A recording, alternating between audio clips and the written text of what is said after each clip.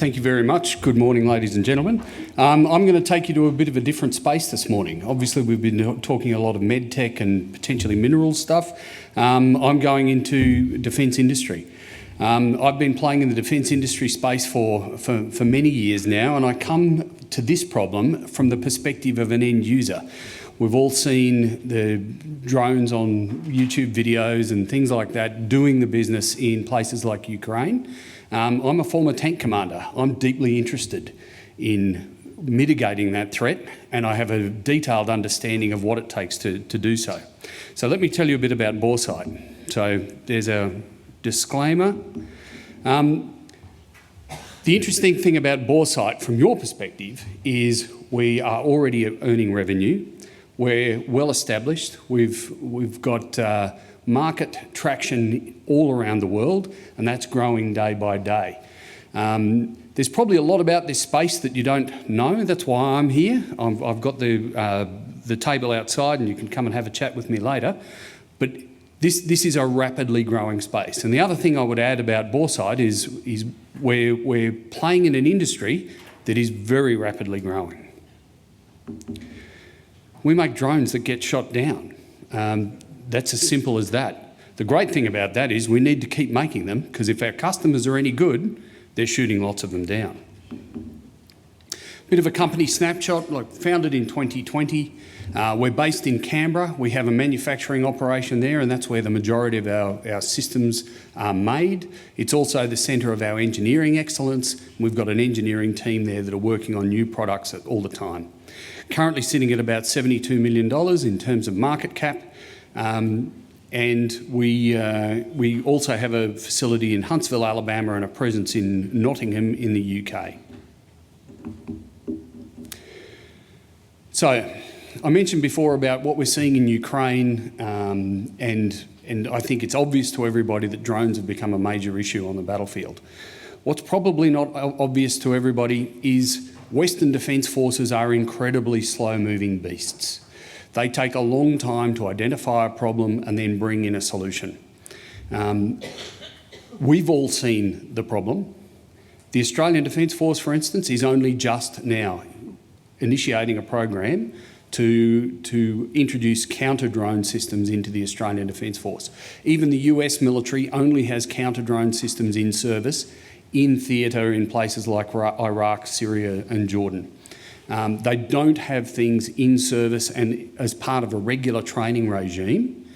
In mainland US, we don't have anything in Australia, and most Western militaries are in a similar state. That means those defence forces, those militaries, they need something to train against, and they are just starting to get traction with that, which is what I'll explain in detail in a minute. So what does Boresight do? We make a low-cost drone. If you come out to the table outside, I've got one sitting on the table. That's a real one. It's not a mock-up. That's what we've made thousands of. We have an easily scaled business. Most of our drones are 3D printed. In order to double our print or double our output, we just buy a room full of 3D printers. The capex is relatively low. We need 2 to 3 moderately well-trained drone technicians. We're not talking about university qualifications here. We're talking about a TAFE level qualification. So 2 to 3 guys, a double garage full of printers, and we're making 6,000 drones a year out of a facility like that. We've just established a much larger facility than that in Huntsville, Alabama, and we're now examining opportunities to do that again in Europe. We have the first mover advantage. Making cheap drones is not difficult. Doing it at scale and being able to assure your supply chains, have a product that is useful to the customer is difficult. And we've cracked the nut on that. And we've had quite a few potential competitors pop up and eventually decide it was too hard, and they now buy our stuff. It's a good way to expand the user base.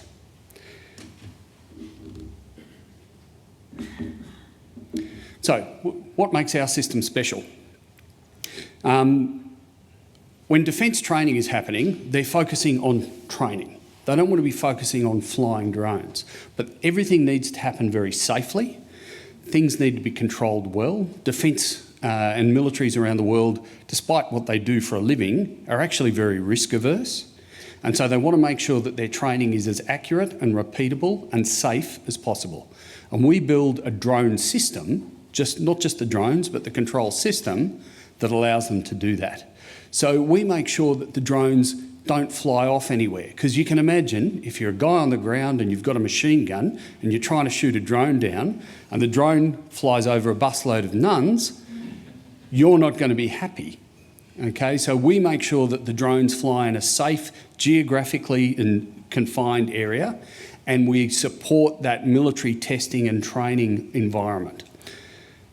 We have customisable flight profiles, so we can take Corporal Schnerdbergler, who has no previous drone training, and in 2 days we can have him safely flying swarms and emulating threats in a live fire range training environment. The products we have in service. So on the left-hand side there, you can see our BQ400 quadcopter. There's one of those sitting on the desk outside. We've produced, in fact, we're coming up on 6,000 of those.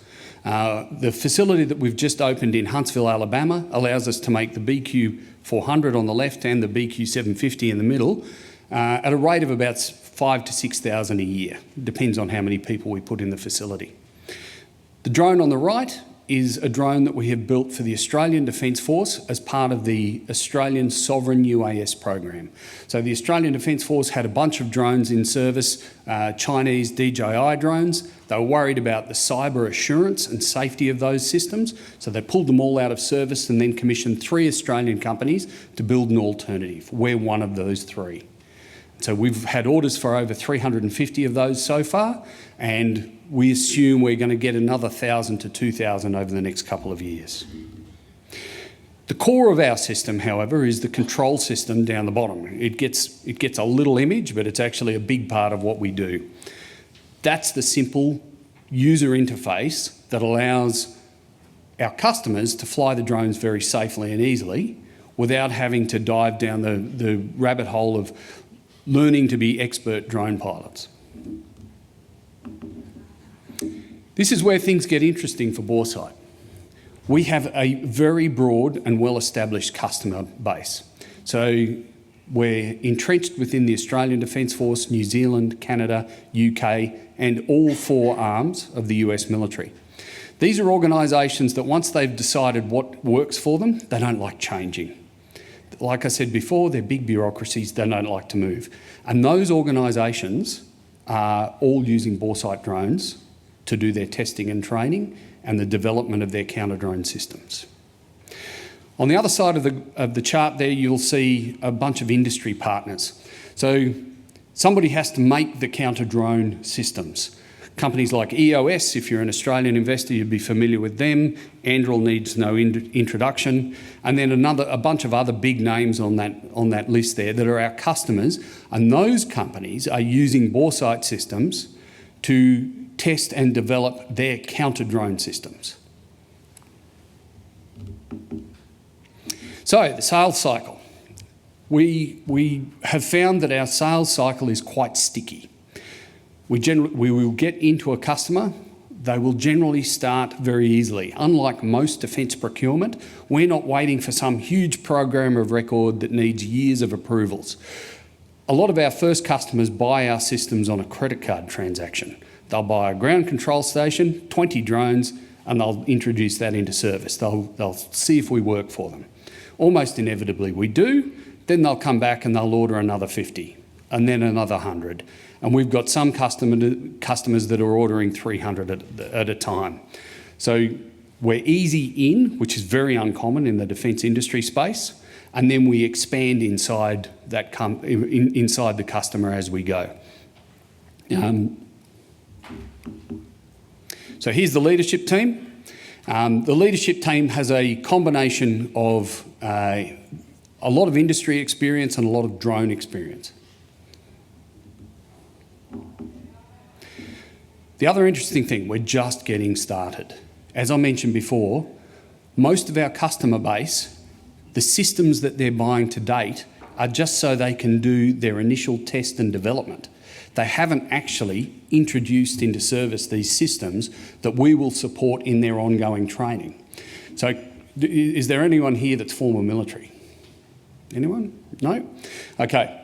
So the way a military training cycle works is you start by training an individual. So let's use a simple example. You're training somebody to use a shotgun to shoot down a drone.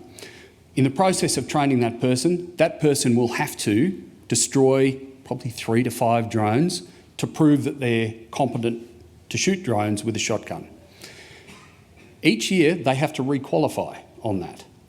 And then each year they will enter a training cycle which will start at section level, platoon, company, as the organisations get bigger, and they will undertake live fire training at each one of those steps. And in each one of those live fire training activities, they're going to have to shoot down a bunch of drones.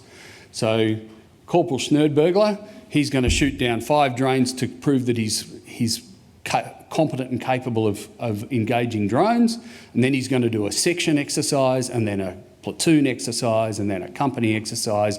And most training regimes, most Australian Army training regimes culminate at the brigade level each year. So brigade level, that's about 3,500 to 5,000 people.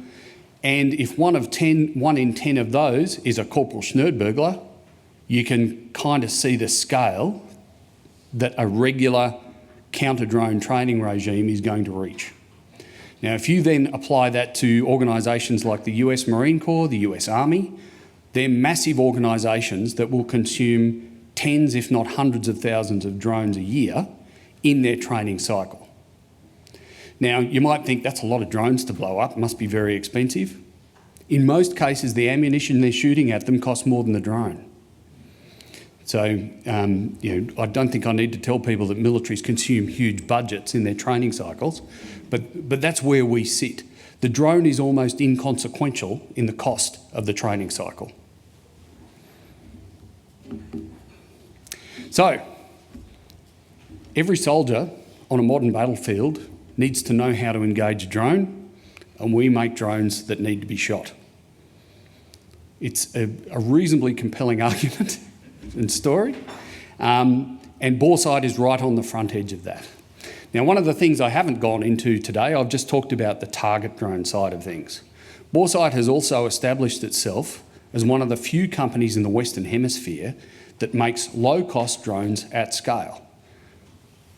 I could go on forever about the opportunities that application can provide, but I'm conscious of time, and so I invite everybody to come up and have a chat with me afterwards, and really dive into what this opportunity entails. Thank you.